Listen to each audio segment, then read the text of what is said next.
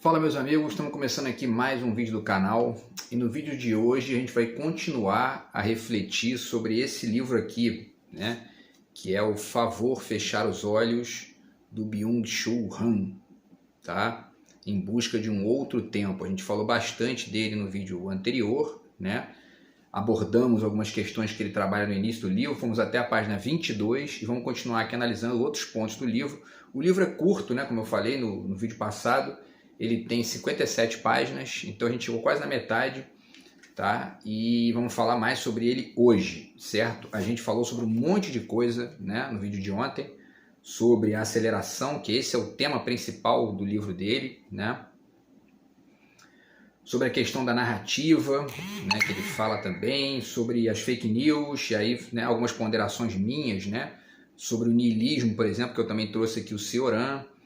Enfim, a questão do infinito, da globalização, falamos de música, dos ciganos. Eu vou também fazer uma ponderação rápida no início aqui sobre os ciganos, para retomar esse ponto do vídeo anterior, tá? Falamos sobre barulho, contemplação, fake news, enfim, né? Crise da história e a questão da verdade. E terminamos o vídeo falando sobre a questão dos viciados em futuro, né?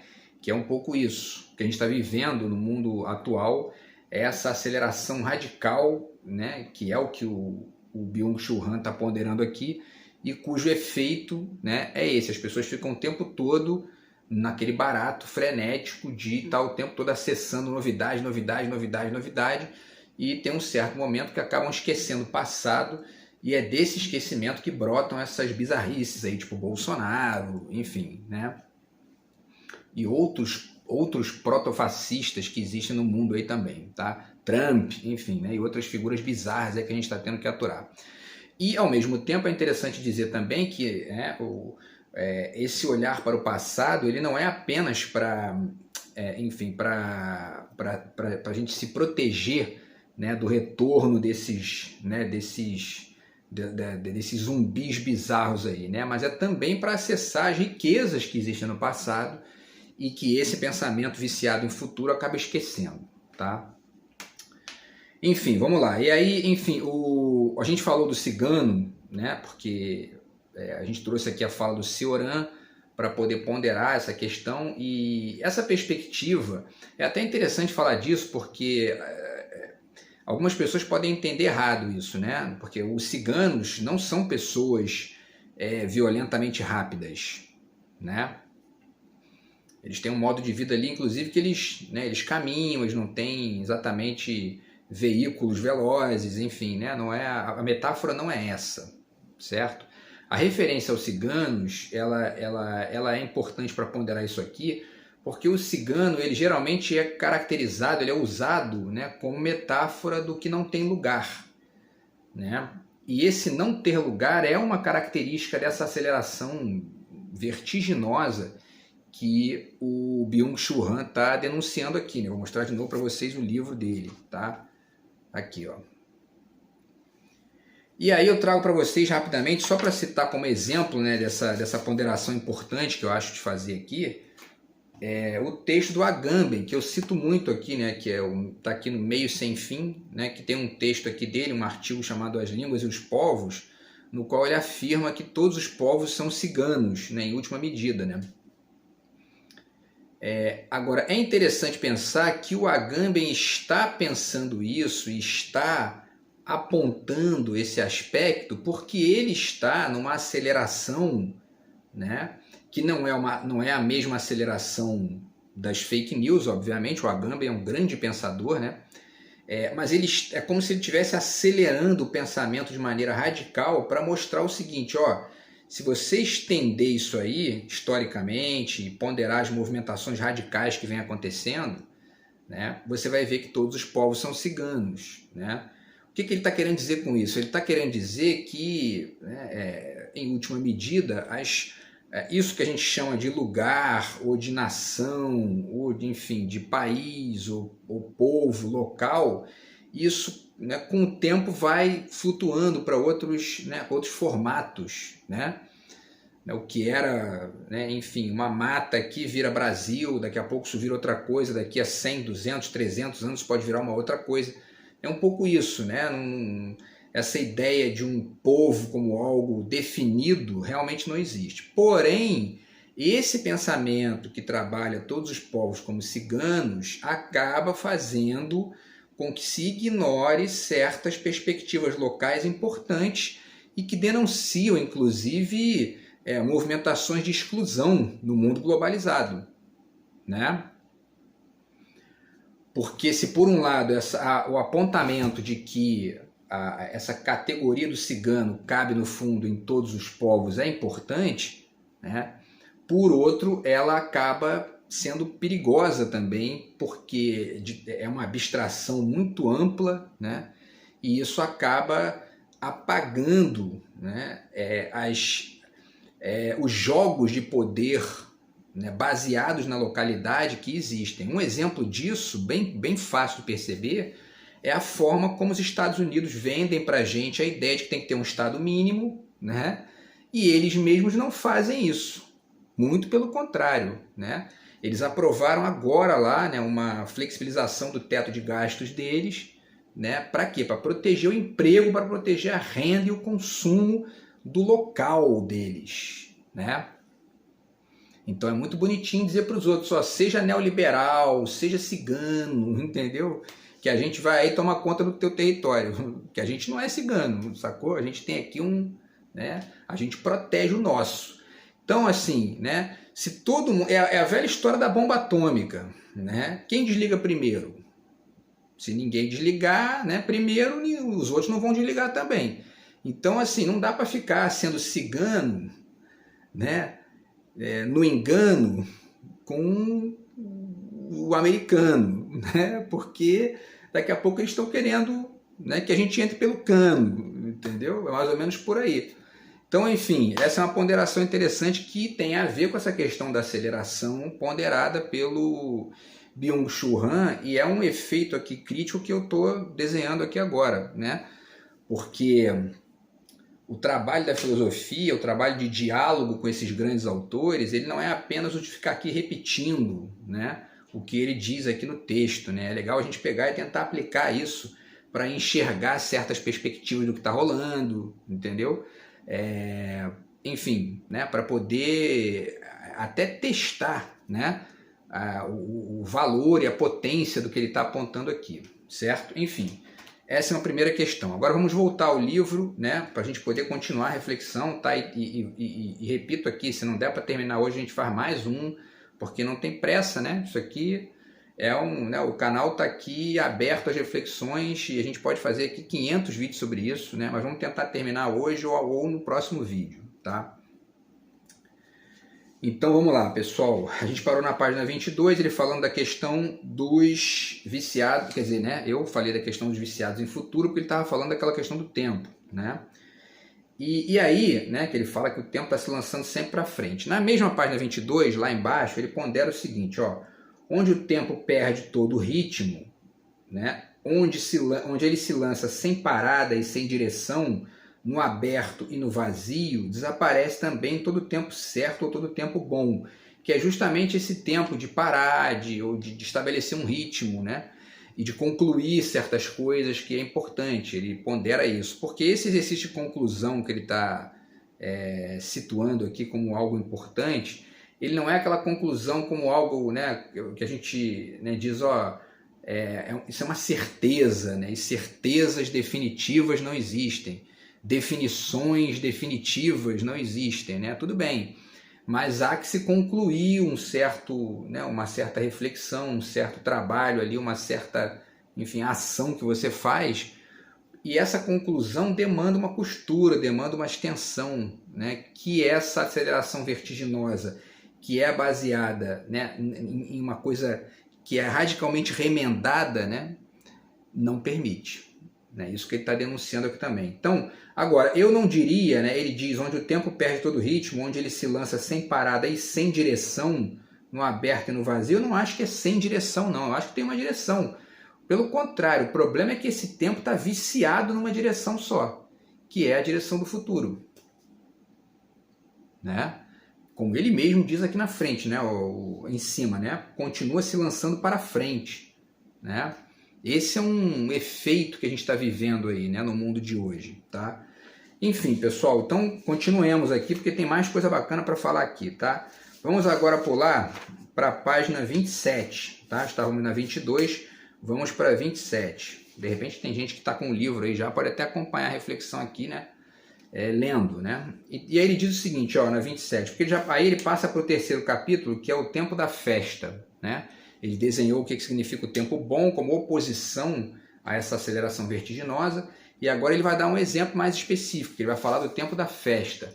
Por quê? Porque ele está ali, na verdade, criando um contraponto a esse tempo vertiginoso do trabalho, né? Que é o mundo de hoje que a gente está vivendo. E aí ele vai dizer o seguinte, ó, na 27. Hoje em dia, as coisas ligadas ao tempo envelhecem muito mais rápido do que antes. Claro, né? Porque o que você usa freneticamente e joga, deixa de lado, fica obsoleto no momento seguinte, né? E já vira uma coisa velha, né?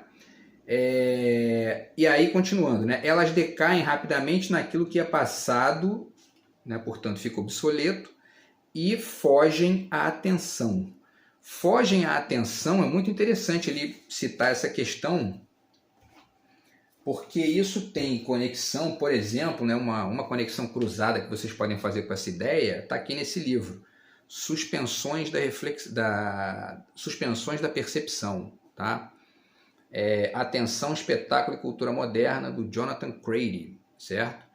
Ele vai fazer uma reflexão aqui sobre alterações radicais no registro da atenção que a gente está vivendo na virada do século XIX para o século XX, né? E como que isso vai se configurando, né, como efeito que vai se radicalizando para perto do que a gente está vivendo hoje, né? Então, enfim, é isso, porque a atenção, né, para você estar atento a alguma coisa, né, prestar atenção, parar, ponderar ali uma extensão de percepção para alguma coisa, você precisa colocar essa aceleração vertiginosa que a gente está vivendo, né, nas últimas décadas um pouco em suspenso, de lado, né, colocar na gavetinha ali e dizer, só, aceleração, fica um pouquinho na gaveta aí que agora eu vou ficar aqui, ó, eu vou prestar atenção, né? Então o Jonathan Crady fala de vários tipos de atenção, né? Eu não vou ficar aqui, enfim, explicando o livro dele porque a gente está falando de outro livro, né? Mas o fato é que esse tipo de atenção que eu estou ponderando aqui, que é essa atenção da extensão, é essa que está em crise, né, nesse mundo muito rápido e muito veloz denunciado pelo Byung-Chul Han. Tá? Então é mais uma leitura cruzada aí que dá para fazer aqui nesse livro, certo, pessoal? Continuando, vamos lá. Na 28, ele fala da incapacidade de escolha, né? Aí ele vai dizer, né, enfim, não por acaso, quer dizer, a dificuldade de construir um autorretrato estável, né, que seria igualmente uma forma de conclusão, não por acaso a indecisividade, quer dizer, essa qualidade dessa característica do indeciso, né, a incapacidade para escolha, né, e aí ele continua falando de outra, ele fala de depressão aqui, mas enfim, eu não vou entrar nessa discussão, porque isso aqui não me interessa, é uma coisa que inclusive eu já deixei de lado há muito tempo essa discussão. O que me interessa é, na verdade, a indecisão e a dificuldade, a incapacidade para a escolha como um efeito geral, né, do que a gente está vivendo e que comparece aí, em maior ou menor medida, em vários casos, né? Então, quer dizer, obviamente, quando você fica numa lógica violentamente rápida e que tudo vai mudando o tempo todo, você fica indeciso, você fica sem saber o que escolher. É tanta coisa, né, que fica uma coisa realmente vertiginosa e você não sabe escolher. Isso não é necessariamente um mal, né? Não é necessariamente um mal. Agora, isso tem efeitos cognitivos evidentes que a gente está vendo aí, né, no mundo recente.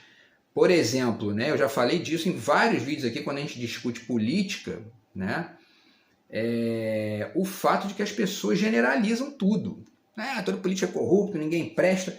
Na verdade, esse todo político é corrupto, ninguém presta, ele é efeito de uma série de jogos de poder que vão, enfim, né, forçando a barra para que essa visão predomine, mas ao mesmo tempo isso também é efeito de uma característica do que ele está denunciando aqui, que é essa dificuldade, essa incapacidade de escolha.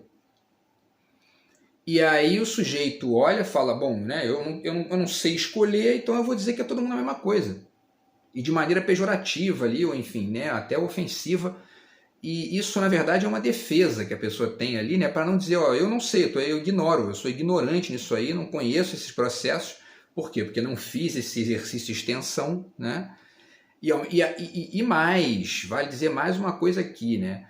E fazer esse exercício de extensão hoje virou quase um crime, né? Você diz para a pessoa, ó, eu estudei isso aí, estudei isso pra caramba, tá ali, ó, bastante aqui. Você é um chato, você é um nerd, você é isso, você é marrento, né? Enfim, você se acha, né? Quer dizer, estudar virou crime, porque a gente está num mundo tão violentamente rápido e adepto do simplismo, né? Enfim, o mundo que aderiu a essa coisa do importante é o rapidinho e tudo se resolve rápido. E aí você aparece com um estudo mais longo, assim, mais profundo, pronto, você é o mala sem alça, você entendeu? Porque virou crime fazer um artigo de 50 páginas, hoje você é quase que um bandido, né? Enfim, então, por quê? Porque existe essa coisa, né? Existe uma incapacidade de escolha que é efeito dessa velocidade, e aí as pessoas constroem defesas, né, para poder sustentar o quê? A adesão a essa velocidade que é da maioria. Porque é difícil você bancar uma posição diferente da maioria, né? Você fica isolado, excluído, né? Enfim, mas ao mesmo tempo é isso que configura aí, ó, essa coisa bizarra de fake news e ao mesmo tempo a ascensão do protofascismo no Brasil, por exemplo, né? Negacionismo da ciência, que também é um efeito da ausência de estudo, da ausência de aprofundamento, enfim, né? É o que a gente está vivendo aí, tá?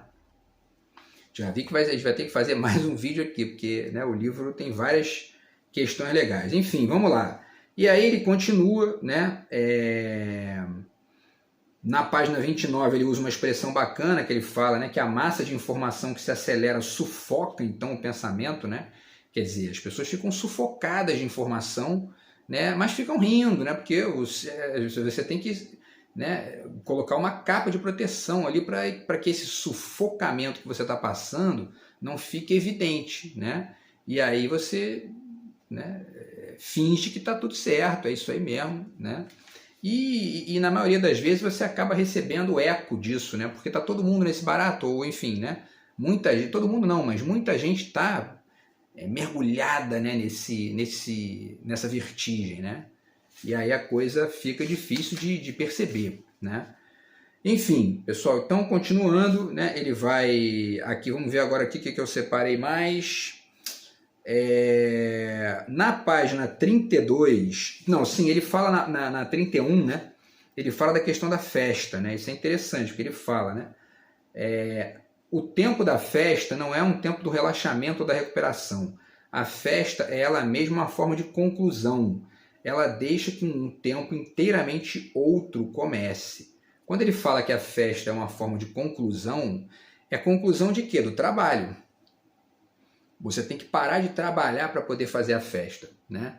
E aí ele vai denunciar que, na verdade, a gente está vivendo uma lógica que esse tempo da festa acabou. Porque o tempo que você fica fora do trabalho, as pessoas vivem o tempo todo tentando construir novas formas de trabalho fora do trabalho, né? É uma espécie de vício de workaholic, né? E volto a repetir, isso não é né? Aqui não é enfim, não é um manual de moral e bons costumes para dizer que isso está certo ou está errado, né? Mas o fato é que isso gera efeitos que a gente vai analisando aqui, ponderando e colocando no jogo aí do debate, né? Porque, por exemplo, né, existem países que acabam adotando a ideia, os Estados Unidos é um exemplo disso, né? Isso começa a ser um vício tão grande que isso vira uma lei e as pessoas que não estão a fim de participar dessa brincadeira de trabalho 24 horas por dia acabam sendo pressionadas a aderir, né? Isso é um efeito antiético, problemático dessa lógica que ele está apontando aqui, né? E a gente vai falar disso também, porque tem uns dados bacanas aqui para poder mostrar para vocês, tá? Enfim, aí ele continua, né? O tempo da festa é diametralmente oposto ao tempo do trabalho, né? E vamos lá, ele continua, né? Então aí na 32, 33, ele fala do tempo sem pausa, né? E hoje não temos nenhum outro tempo senão o tempo do trabalho. O tempo do trabalho se totaliza como o tempo. Perdemos há muito tempo o tempo da festa, né? Fica aparecendo, às vezes você olha os videozinhos, né, no Instagram, e tá as pessoas ali curtindo, pá. Mas aí você vai ver, isso aí é o cara, né? Eu assisto de vez em quando um desses reels, assim, né? No Facebook, no Instagram, até para poder ver o que está rolando. E tem muita gente que vai para as festas hoje, a garotada mesmo, né? A molecada aí de 20 anos, 18 anos, vão para a festa com o celular na mão e o cara tá ali, ele tá azarando a gatinha, né? Aí ele pega a gatinha e tem alguém filmando, porque ele vai colocar isso na rede para transformar em grana, né? Enfim, né? Isso é um caso específico do que ele está ponderando aqui. Isso também não é ruim ou bom em essência, né? É apenas uma tendência que a gente está apresentando aqui, porque muitas vezes isso faz com que se perca outras esferas ali das conexões, né? Enfim, vamos lá, né? Continuando aqui, pessoal. Então aí ele vai falando aqui. E aí ele diz o seguinte, na 33, 34, ele vai falar de um negócio muito importante aqui, tá? Olha só. A recuperação não é o outro do trabalho, mas o seu produto. Também apenas a desaceleração ou a lentidão não podem gerar um outro tempo. Ela é igualmente uma consequência do tempo de trabalho acelerado. Ela apenas desacelera o tempo de trabalho em vez de transformá-lo em um outro tempo, né? Quer dizer, isso que ele tá falando aqui, né? Que hoje não dá nem para você se recuperar, né? Porque o mundo acaba exigindo que você transforme tudo em produto, né? E aí, ao mesmo tempo, existem países que estão tentando flexibilizar isso. E esse é o ponto que eu vou ponderar com vocês aqui agora, tá? Por quê? Porque, como eu falei, existe essa lógica dos Estados Unidos, que é uma lógica de trabalho incessante, tudo é mercadoria, tudo é trabalho, tudo é, né, produto. Mas a Europa, como sempre, né, vem tentando sempre ponderar e testar formas alternativas. E aí, quando você olha os países que têm as menores cargas horárias de trabalho no mundo, estão quase todos na Europa. Vamos dar exemplos? Vamos lá, vou deixar o link para vocês aqui. Holanda. A média de trabalho na Holanda é de 5,8 horas diárias. 29,2 horas de trabalho por semana. E o salário na Holanda gira em torno de R$17 mil por mês, em média, né? Então, enfim, é um exemplo de um país que está tentando fazer uma lógica diferente dessa que o Byung-Chul Han está denunciando aqui, né? A Islândia acabou de aprovar recentemente uma jornada de trabalho de 4 dias por semana, com 3 dias de um final de semana de 3 dias. E 86% dos trabalhadores do país já aderiram a essa outra lógica, né? A Islândia. A Espanha e a Nova Zelândia já declararam que vão testar isso também, e os Emirados Árabes também, né? Tá? A Dinamarca tem 32,4 horas por semana de trabalho, né? Com uma renda ainda maior do que a da Holanda, que dá aqui mais de R$20 mil por mês, certo? A Alemanha, né? A Alemanha tem 34,4 horas por semana média, né? Suíça, 34,4. E na Suíça, então, o salário vai a mais de 25 mil por mês, né? Irlanda, 34,9. Áustria, 35,5. E aí tem a Itália com 35,6. A Austrália, que é o único que não é da Europa, 35,9. Suécia, 35,9. E a França, 36,1. Tá? Então vocês veem, todos esses países aqui estão com um teto aí, né? A Holanda está com 29 horas de trabalho semanais, sem perder produção e sem perder renda, né? Quer dizer, essas experiências europeias estão mostrando uma alternativa a essa lógica aqui que o Byung-Chul Han está denunciando no livro, né? Que tem outros matizes, né? Ele não está falando só do trabalho estrito sensu, ele está falando também, né, da própria forma como o trabalho invade essas outras esferas aqui, mas quando você tenta, né, enfim, né, testar formas alternativas enfim, formatos alternativos de trabalho, você também está criando uma massa crítica ali para poder, enfim, confrontar essa lógica, né? Porque um sujeito que vive na lógica do workaholic, né, ele acaba saindo do trabalho igual aquele personagem do Charlie Chaplin, né, que já denunciava isso nos tempos modernos, né? Que ele sai, né, igual um robô, apertando botão em tudo que é lugar, né? Entendeu? Então, enfim, é isso que a gente está vivendo aí, né? Vamos ter que fazer mais um vídeo, né? Porque tem muita coisa legal aqui para falar. Enfim, pessoal, continuando, tá? Ele fala então na 34 que hoje é necessária uma revolução temporal, né? Que gere um outro tempo, o tempo do outro, que não é um tempo do trabalho, uma revolução temporal que traga de volta para o tempo o seu aroma. E vamos ver que revolução pode ser essa, né? Porque ele vai apontar aqui algumas questões, né? E eu vou tentar, enfim, meter o bedelho aqui também com algumas ponderações, tá? Aí ele passa para o último capítulo, né? Que é o tempo do outro, certo? Que é justamente essa ponderação que ele faz, né? E aí, pessoal, vamos lá, né? Vamos ver aqui, porque 37, ele começa a falar então no capítulo, nesse último capítulo, da questão do amor. E aí ele fala que o amor como absoluto é, para Hegel, uma conclusão, como silogismo, que ele já falou disso no início, né? Aquele que ama morre de fato no outro, mas se segue a essa morte um retorno para si. O retorno para si a partir do outro, porém é tudo menos uma apropriação violenta do outro. A apropriação que foi feita falsamente da principal figura do pensamento hegeliano. Ele continua e tal. O retorno para si não é nenhuma apropriação, mas sim a dádiva do outro, né? Que pressupõe a renúncia à entrega do si. Isso é interessante, né? O amor é você, né? É essa experiência de contato com o outro, né? De troca incessante ali, de conflitos ao mesmo tempo enfim, de ganhos também, né? De carinhos e enfim, questionamentos diários ali. Isso me lembrou uma frase do Jean Baudrillard, que está aqui nesse livro, né, A Transparência do Mal, que ele já denunciava alguma coisa, né, um certo formato aqui, os livros do Baudrillard, alguns deles, servem como uma denúncia disso que está sendo apontado por ele aqui hoje como uma coisa que já se configurou, né? Enfim, o Baudrillard chega aqui no final desse livro, né, A Transparência do Mal, ele diz, né, acho que é a última frase do livro, ou uma das últimas, né? Eu acho que é a última. Deixa eu ver se tem alguma coisa depois. É a última frase do livro.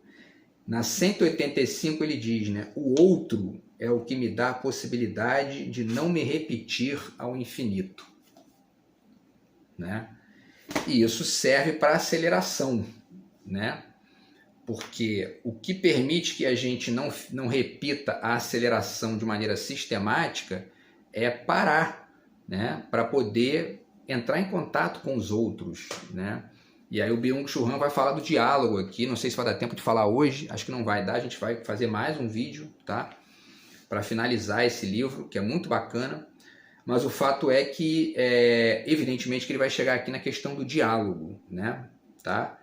E tá aqui, né? Na 39, tá? Que eu acabei de falar da frase do Baudrillard, né? E para finalizar, ele diz aqui, né? Que o amor como conclusão absoluta pressupõe um abandono do si.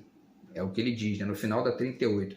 Eu não diria abandono, né, porque não há um abandono do si. Há uma relativização e, ao mesmo tempo, uma abertura, né, para você aprender com o outro, para você trocar, para você, né, ter essa experiência ali enfim, do teste diário, que é o convívio, né? Isso serve também para amizade, né? A gente vai falar disso também no próximo vídeo, e para o diálogo, tá? Que vai ser o próximo ponto que a gente vai atacar aqui nessa obra dele no vídeo de amanhã. Beleza, pessoal? Então é isso, tá? A gente se fala amanhã no vídeo para completar aqui, porque a gente parou na página 38, certo? E a gente amanhã vai finalizar com os últimos temas do livro do Byung-Chul Han, tá? Tá aqui mais uma vez, ó, a capa, tá? tá?